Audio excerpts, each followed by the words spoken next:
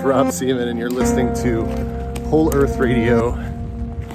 Today is episode 13.33, a walk in the woods, because a walk in the woods will do you good. It gets the blood a-flowing, though we don't know where we're going. And we show no signs of slowing, and as you might be able to see, it has been snowing.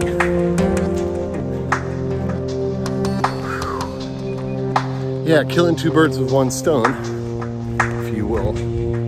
Pardon the violent metaphor. I am walking and talking, so we'll see today if I can walk and chew gum at the same time. And if I do fall down, I promise not to edit it out.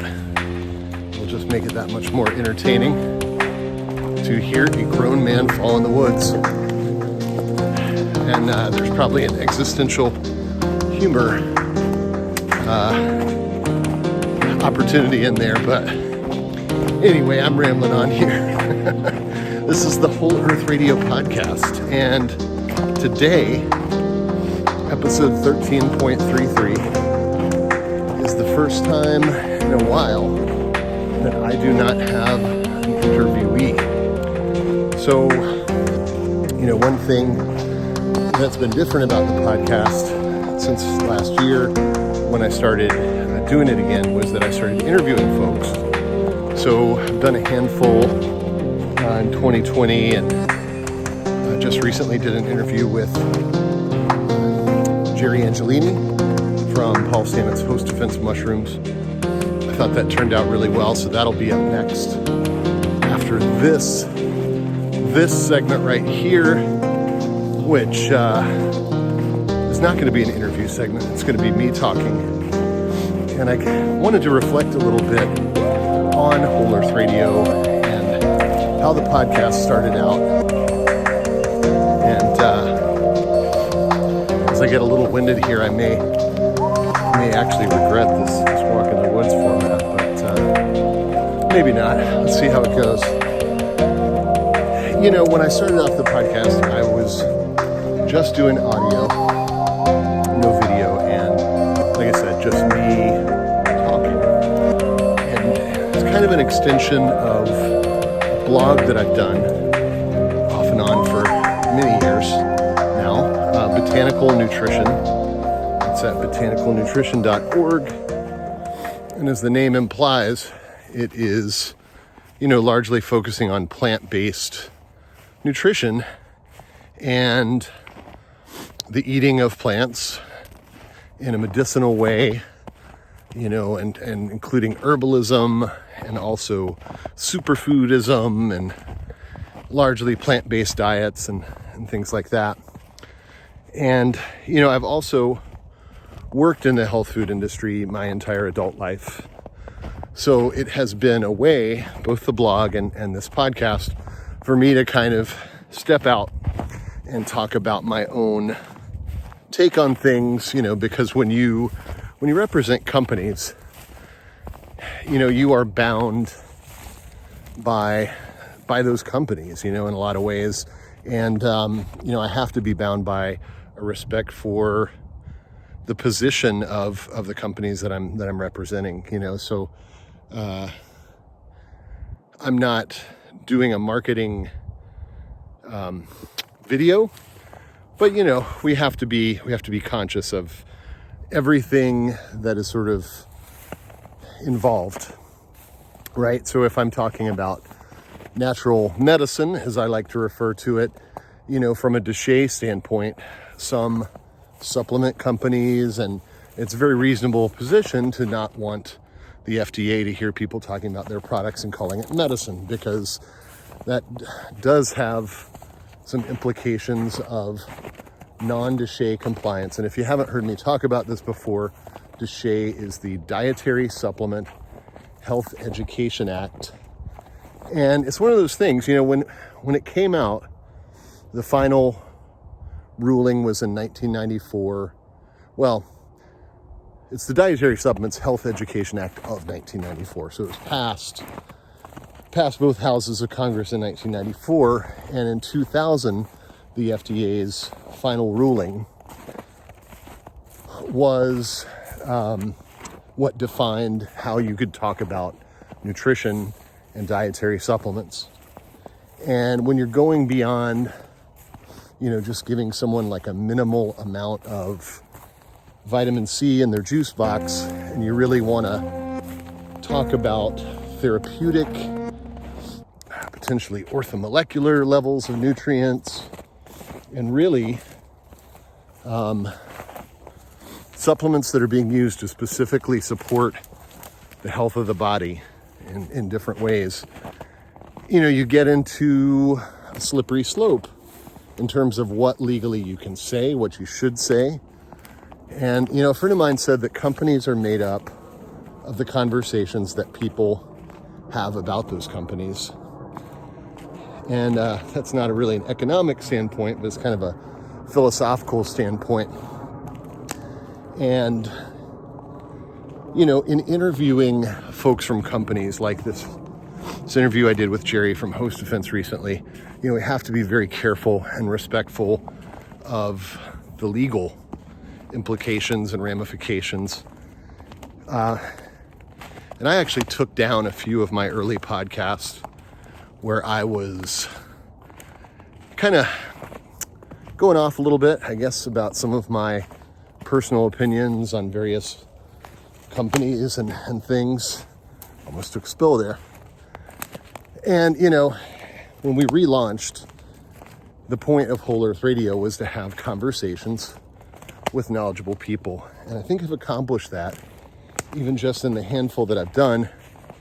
They're not all pertaining to my work in the natural products industry.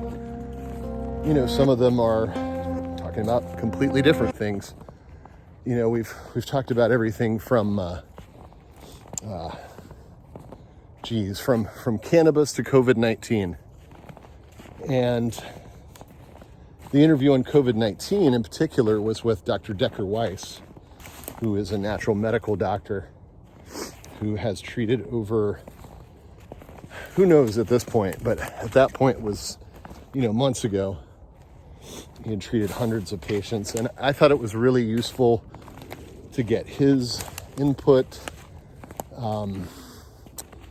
Just a really good interview, I thought. Not because I'm a great interviewer. Let's be honest. I'm no Edward R. Murrow or even Joe Rogan here. I'm just trying to be a conduit for information, really. And my goal with the conversation that I'd like to have, is to have a conversation that is open to different points of view, that isn't coming from hey, I've figured it all out. I've got the gospel of the world here, and I'm here to articulate it for you. In a lot of ways, I am looking for information just as much as I'm trying to bring information. And so that's why the podcast is no longer, just me pontificating. And it's interesting. I mean, opinions are important, and we all have a right to our opinions about things. But I think more and more, if we would do twice as much research as we do forming opinions, at least twice, maybe 100 times more, just more finding facts, more finding others' perspectives, and less just, doubling down on this is my position. I think we give ourselves the ability to evolve and to have our thoughts and our positions on things evolve and be based on an ever increasing wealth of knowledge that we get from talking to a wide variety of people. So that's my goal with the podcast these days. So this is kind of meta here, right? I'm doing a podcast talking about the podcast. But, I thought it was worth making that distinction because anyone who checked out what I was doing early on, like I said, no interviews, just me talking, kind of like this. Except I feel like at this point, I don't want to say I've been to the mountaintop, but in just doing a handful of interviews, I see really the validity of this format of interviewing folks. And for me anyway, it really is useful to get just a wide variety of information and perspectives on things. And, we don't cover politics on Whole Earth Radio on purpose. And that's never going to happen. I mean, I could talk about politics and whatnot, but what I'd really like to do is find a way through the podcast to bring people together. And, I don't want to have any grand, delusions of grandeur. That's what I'm looking for. I don't want to have delusions of grandeur about this podcast, but my goal really is to just, talk about some different things, interview some really interesting folks, and, hopefully open some discussions to where I'm definitely open to feedback. If somebody hears something on the podcast and you say, wow, that was crap, man, I don't agree with that at all, feel free to drop me a line. My email is in the bio, but robseeman@gmail.com, robseeman@gmail.com. And in the next interview after this, intermediate podcast here, 13.33, episode 14 is an interview with Jerry Angelini from Host Defense Mushrooms. So that is going to be, it is a good one. We've already done the interview and it turned out really great. And I've just got to edit a few things, put in the bumpers and get it up online. But I was really happy to be able to interview Jerry and hope to interview more folks from Host Defense. Hopefully my friend Tom Dadant over there. I'd love to interview everybody at Host Defense. Oh my gosh, such a great company, and the people are all really motivated in a positive way. It's not just about business and profit and marketing and stuff. It's really about a commitment and a passion. And, I really love to see that in companies, and I've really looked for that. I've worked in the health food business my entire adult life, and I've been working with companies. I've had the privilege to work with companies that really care about people's health, that really care about the environment, that they care about what they're doing. And, it makes a huge difference, not just in the finished product, but in the way the people that work for those companies feel about the companies, and so the interview with Jerry from Host Defense is going to be episode 14. Look for that, and that will finish up the season. That'll be the end of season 1, and it's kind of funny because season 1 spans at this point several years, because like I say, I had started doing the podcast, I discontinued it, and then in 2020 at some point I found myself home more than previously. Funny thing that, huh? And it seemed like maybe, as the world was turning to Zoom and we're doing more of these Zoom calls for work and everything, I said, I should do some Zoom calls for my podcast. Wow, what a revelation. But this is a very low-key endeavor, as you can obviously tell. This is basically the heart of communication, a person talking to other people and hoping that all of us can find, some positive common ground. And even if you find some negative, if you have some negative feedback, like I say, I can take it. I think maybe people are going to tell me, maybe don't do another video where you walk and talk, because I'm slowing down the pace here, right? But if you're watching the video, you're getting some awesome scenery here in the forest preserve. So I guess it's all about trade-offs in life, right? But there are still many people in our industry, in the health food, natural products industry, that I'd love to talk to, and friends of mine that are just, in all walks of life, musicians, artists, even other podcasters. I thought the interview that I did with Brian Siskind from Artfight Podcast was, to me, is really interesting and, perhaps a tad self-indulgent because I did go to high school with the guy, so we had some catching up to do in that one, but it's fun, right?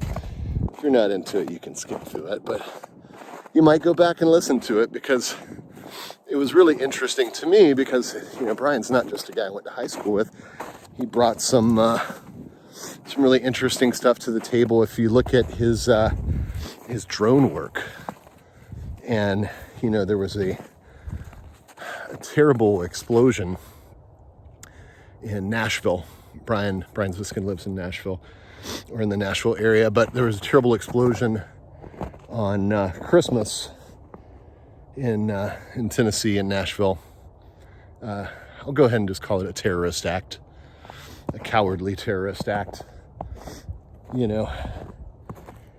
and luckily there wasn't a huge amount of carnage from that, but just a very, very dangerous terrorist attack. And after that, they had blocked off the area, but at some point when they opened it back up, Brian was actually doing some drone work in that area. So, at some point I would love to get him back on the podcast and just have a conversation about, what that was like, and as close as many of us will get to an eyewitness, investigation of the crime scene and the carnage, not so much the carnage, but the damage. Just call it what it is, man. I don't even, what do I really have to say about something terrible like that? Violent act like that, even if the crazy person that did it had, a warning thing going off, like, so clear the area. Well, people weren't sure, and it just, I just can't wrap my head around that one, so I don't want to talk about that too much. That wasn't really my point. Horrible event, but because of Brian's drone work, I do know that he was able to go in afterwards and for various agencies and whatnot, do some documentation of the damage. And it's one of those things that even when things are horrible and negative and violent like that, it's part of journalism, and especially visual journalism, film and photo work, that we need to document these things. People, we're never going to learn as a species if we're not able to really document and a lot of cases and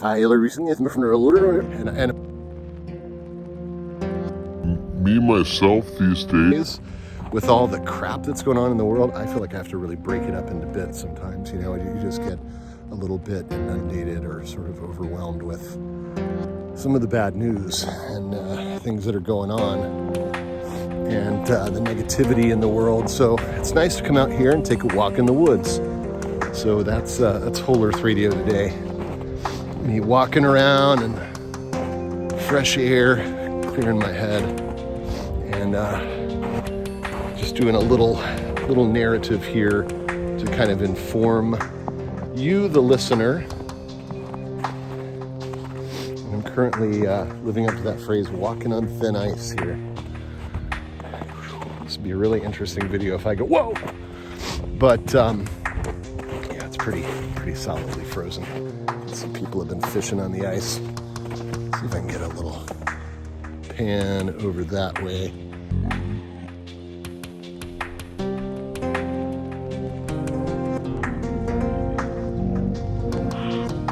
Back around to your narrator, myself, Rob from Earth Radio, walking through the woods. Yeah, I'm not walking in circles, but I'm definitely talking in circles here. I'm just really trying to give you some skinny on what's coming up on the podcast and in future interviews. But I should give a little plug for my blog as well, botanicalnutrition.org I mentioned, but I have another one, and the secondary blog, call it that I have, is at livingorganicearth.com. And Living Organic Earth is actually the title of a book that I've been working on for a long time.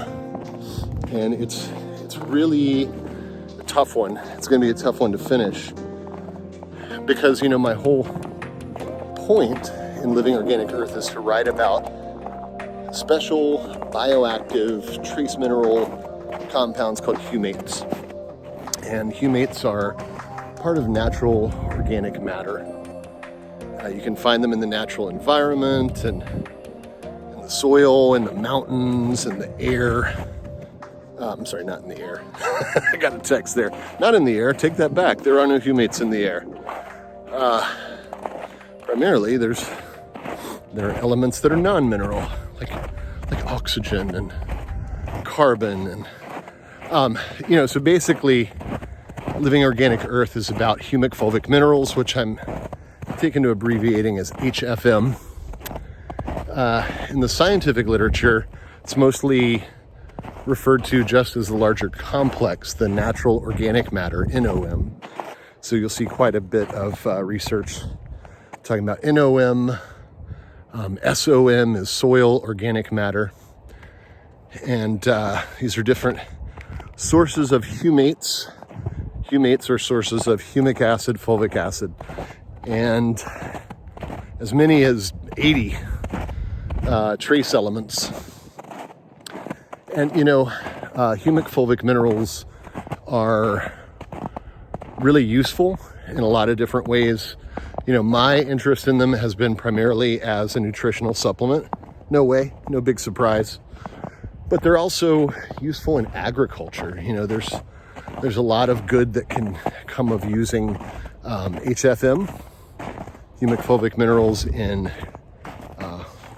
growing, in agriculture, in large-scale agriculture, as well as just, home gardening, and cannabis growers really interested in HFM. We did an interview on the podcast not that long ago with Doug Williams from Green Earth Medicinals, which is a CBD cannabis company. That's another good one to check out. And just recently got the audio up for that. And then soon we will have the video of me and Mr. Williams talking. So this is some of the stuff we got going on Whole Earth Radio. And this has been great. I'm just really, if you haven't been out in a while, I know living in the Midwest, as I do, sometimes more tend to exercise indoors during the winter. It can get pretty damn cold around here, but there's something about being outdoors. If today it's in the 30s, so it's not too bad. And really, once you start moving around, start getting some exercise, getting some,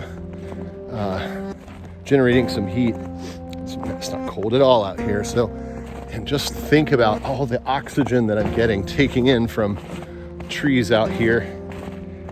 If you haven't been out in nature lately, you've been quarantining, you've been cooped up in the house, just go out in the woods.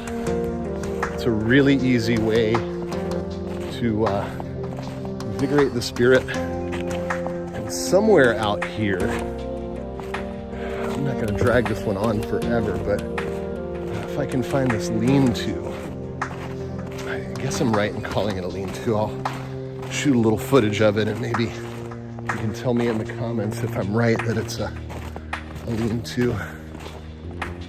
But I would say teepee, but I feel like that might be the wrong term, and I don't want to use the wrong term here based on sort of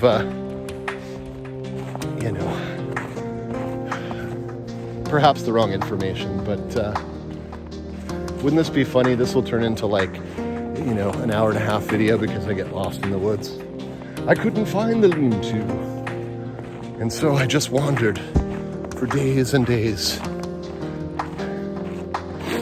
Just kidding. I'm not gonna do that.